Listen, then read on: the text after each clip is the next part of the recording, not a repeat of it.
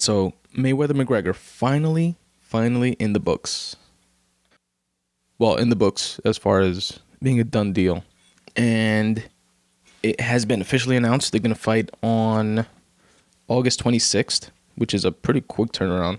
Either there was like mad negotiations going on behind the scenes, which I would imagine would happen anyway, but for much longer than we otherwise would have thought, because it got announced a couple weeks ago and it's already happening in 2 months. And part of that could be that, it's being written off as not a real fight. It's, like a sideshow spectacle type of thing, a money grab. And I definitely could see the argument for all of those things. But from my perspective, as a fan, as somebody that really enjoys watching UFC, and I'm not as much of a boxing fan, but I definitely watch all the like big name fights, and I've seen all of them, Mayweather's and Pacquiao's and stuff like that. So as far as hype goes, this, as a fan, it's gonna be the best. It's gonna be the pinnacle, because what draws boxing fans in to, let's say, Mayweather fights, aside from the fact that he's like, probably not even arguably, but the best defensive boxer of all time. What draws the casual fan into watching his fights is the fact that he talks so much shit, and most people are like rooting for him to get his head knocked off. And for the more technical boxing fans, they're into it that much more, not just because of the hype, but because of his elite defensive game, which to the casual fan, on the flip side, they find, boring and whatever, but it's like really masterful shit. Like, we want to see, brawls and people get knocked out and stuff like that. But boxing is, or any striking really, but boxing is hit and don't get hit, like, equally. Like, it's not just hit. It's not like 70-30, hit and, 30% of the time, just try not to get hit. Or 30% of your focus should be not to get hit. It's literally 50-50. Hit, don't get hit. That 50% don't get hit portion of a boxer's focus is, both sides of the same coin type of thing, but is as important as the, and then make sure that you hit also. And Mayweather has that in spades. He has that down packed. Now, what's amazing to me about this fight is that Conor McGregor has had like a meteoric rise in the UFC, right? His first fight in the UFC was like 4 years ago. And prior to that, he worked in some lower organizations. He even retired at one point, or was thinking about retiring. He was like fighting on the side, and he was also a plumber and on welfare over in Ireland and shit like that. And he was like, fuck it, let me give it like one more run. And he got the attention of the UFC and got into the UFC. 4 years later, he's at where he's at. He's literally the biggest star the UFC has ever had. And that's in large part to his kind of borrowing a page from Mayweather's book and talking all the shit that he talks. And super entertaining in terms of selling himself in press conferences and being cocky and confident and flashy and everything that everybody pretty much hate, not everybody, but a lot of people hate about McGregor, or hate on, about Mayweather. Conor McGregor has that same love-hate on the flip side. Like, people, he's gotten the attention that he's gotten because of it, but a lot of people hate on him because of it, etc.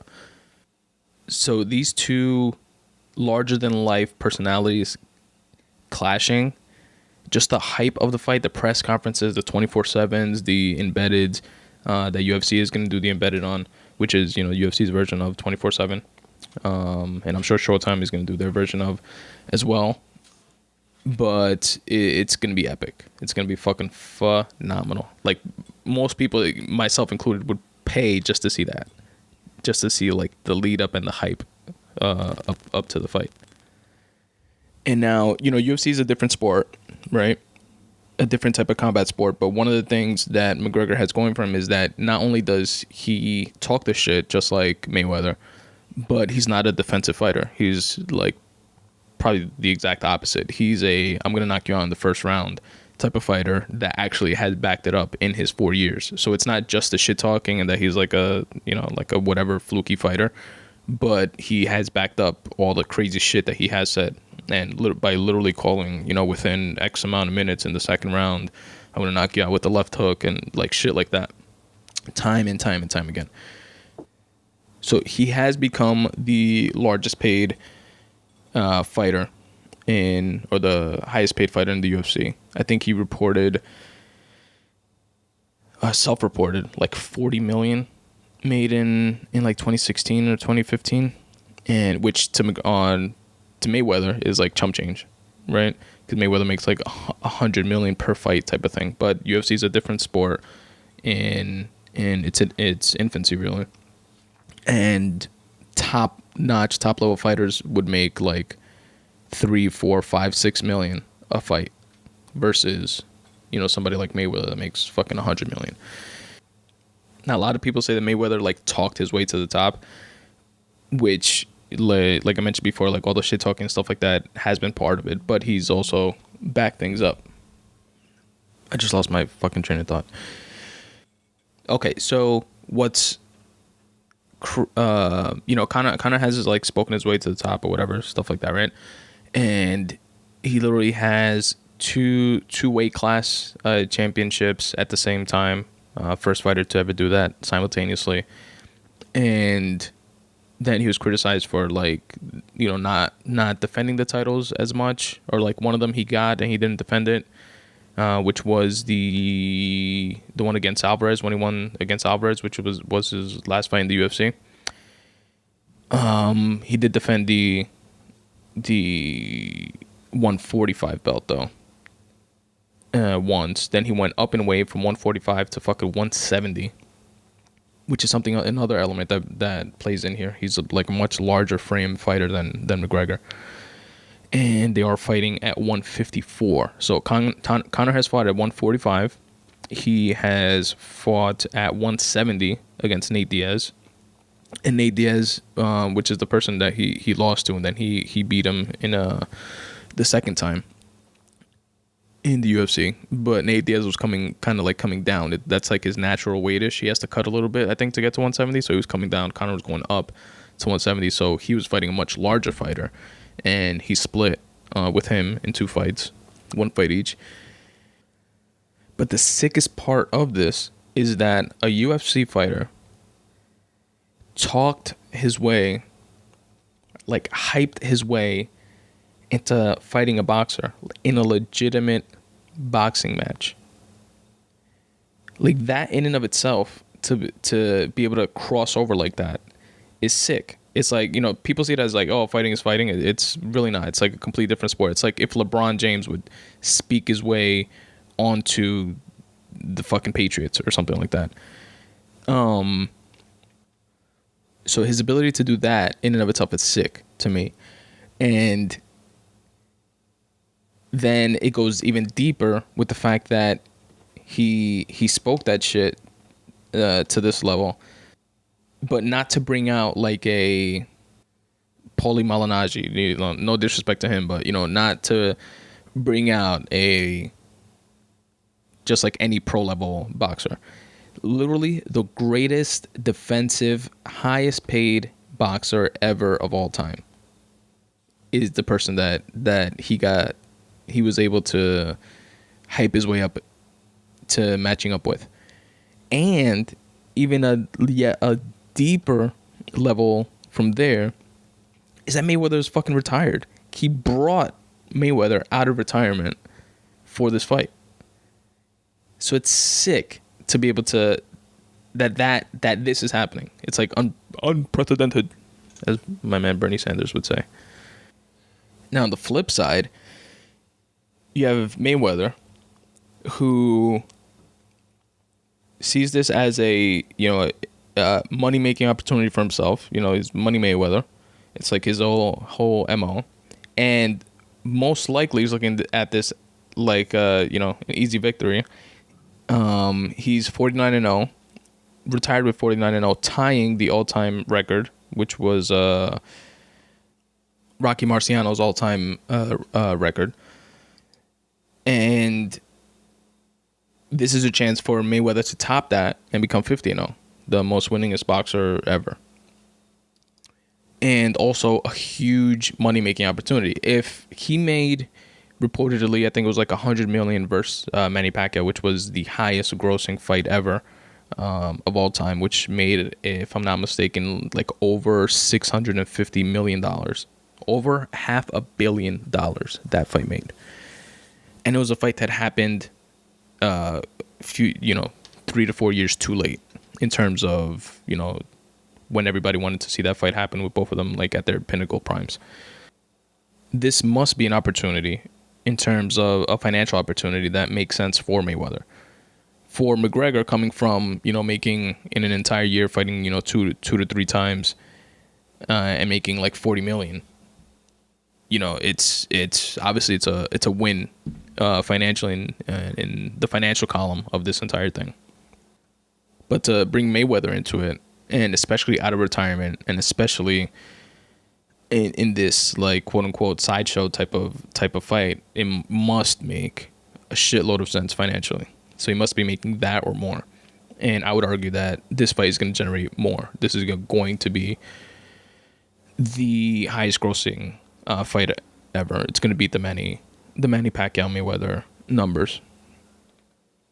For example, the arena that they want to have the fight in is not the MGM, which is where Pacquiao Mayweather was. It's the T-Mobile Arena, which holds like 3,600 more seats. So you have that going for it. And again, like with the hype around this fight, it's gonna bring all the extra casual fans that are just gonna like order it to watch it and stuff like that. And it's gonna be like the McGregor hype train as well as the Money Mayweather hype train, like colliding. So it's gonna be fucking bonkers. What sucks for me is that it's slated for August 26th, which is the same day that probably like a week before then, I got tickets to go see Russell Peters at Caroline's that day. Which I'm still excited about. He's a great comic. And, one of the top headliners working today. And I'm actually going to like the earlier show with my wife. So I'll probably make it back in time to watch it anyway. But I know he's actually a big boxing fan, Russell Peters. So he's probably bummed about it also. And it's going to be interesting, man. In terms of predictions, I would say, similar to the analogy I used before of like LeBron James going to do something on the Patriots or something like that. Like he would get washed by probably anybody. Because it's not his sport. He's athletic. He's all that. But it's not his sport. It's not what he does. Same thing with McGregor. I think that cardio is going to be a question. Like we saw McGregor gas out during the first matchup with Nate Diaz. He was coming off of like heavy antibiotics and some respiratory shit that he was going through. Because he had a flu or like some crazy shit like that, and he was going up in weight for the first time to 170. So but those could all be argued as excuses or whatever. But McGregor's used to training for 5-minute rounds tops, and prior to that 3 5-minute rounds for non main event championship fights. And he has only gone the distance twice in his career, which was the second time he fought Nate Diaz, and one other time in his career which he made it to he went the distance to a decision that was a 3-round fight. Everything else prior to that has been like a first or second round knockout.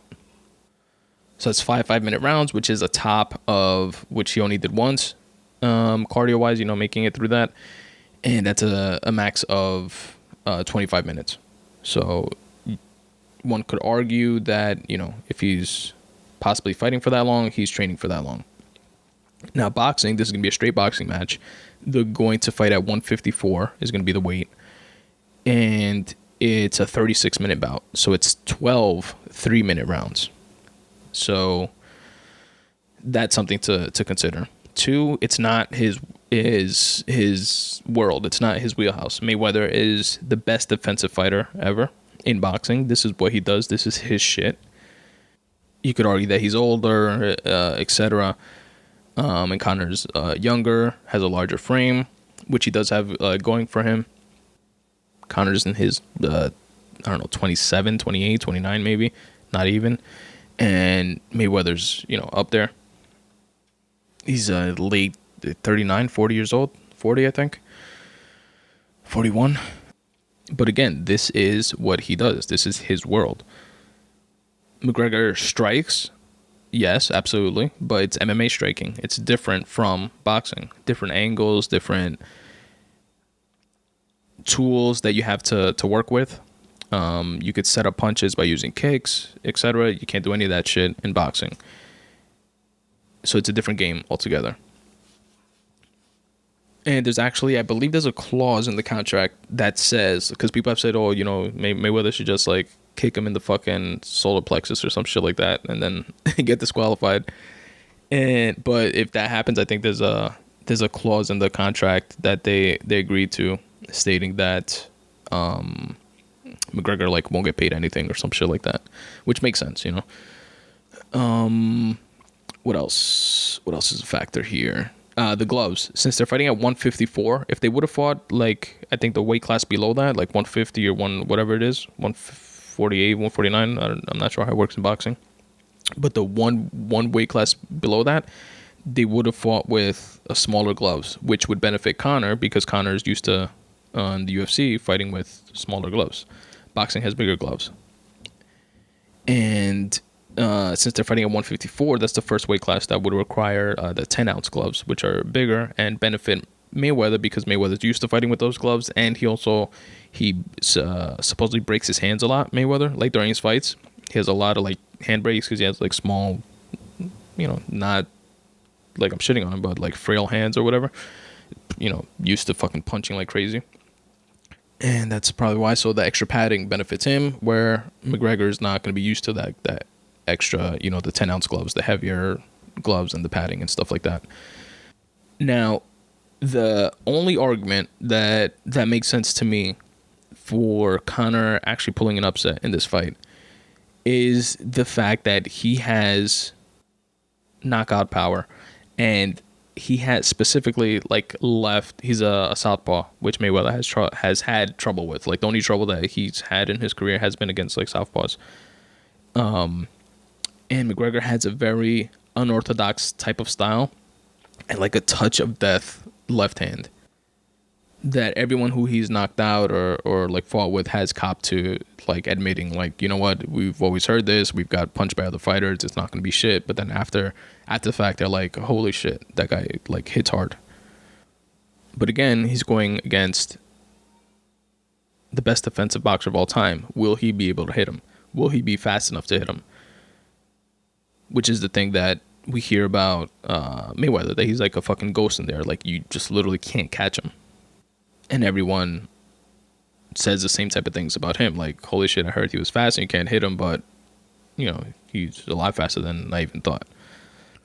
And now, I heard this point, and it was on some UFC like show that they were speaking about it. And one of the, I forget who it was. I want to say it was Kenny Florian, but I don't remember exactly. But it was a point that kind of sort of made sense to me as, like a non-fucking fighter. But he was like, when sparring, or maybe it was Michael Bisping, actually. I think it was Bisping. Maybe speaking to Kenny Florian, actually, on one of those fucking Fox shows that they do. UFC Tonights or whatever. They said something to the effect of, when sparring with, a high-level partner, it goes the way that you think it should go because, the head movements that they're going to use and like the style of fighting that you're sparring within and stuff like that. But then when you spar against like a novice fighter, you wind up getting hit more because there's a level of them knowing enough to like spar, but not knowing enough to spar correctly, if you will. Like they're like novice enough to the point that they'll do like flailing, unorthodox weird shit just because they don't know what they're doing exactly. Or as they're not as seasoned as like another high level opponent would be. And his point is that he would get hit more in sparring from one of these like low level guys in the gym just because they don't know what the fuck they're doing. So taking that sentiment and applying it to the McGregor Mayweather fight, Conor's not going to know exactly what the fuck he's doing from 2, 3, 4 months if he's been preparing in advance for this worth of straight boxing training versus MMA fighting.